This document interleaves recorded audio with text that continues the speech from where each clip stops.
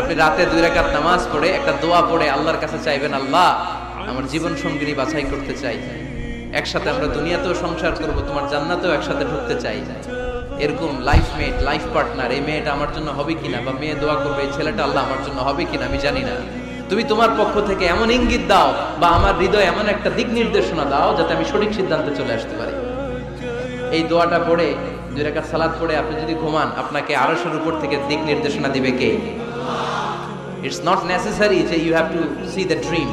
আল্লাহ আপনাকে স্বপ্নে দেখাই দিবে এমনটা নয়, হয়তো এমন হতে পারে একটা ইঙ্গিত আপনি পাবেন, অথবা ঘুম থেকে উঠার পরে এই ফ্যামিলির প্রতি আপনার একটা আলাদা আকর্ষণ জাগবে, তখনই আপনি বুঝবেন আল্লাহর পক্ষ থেকে এই রহমত নাজিল করেছে কে। ইস্তেখারা করবেন। সহিহ বুখারীর হাদিস, কানা রাসূলুল্লাহ সাল্লাল্লাহু আলাইহি ওয়াসাল্লাম ইউআল্লিমুনা আল-ইস্তিখারা ফিল উমুরি কুল্লিহা কামা ইউআল্লিমুনা সূরাতা মিনাল কুরআন। বিশ্বনবী আমাদেরকে যেভাবে কোরআনের সূরা শিখাতো ওইভাবে ইস্তেখারাও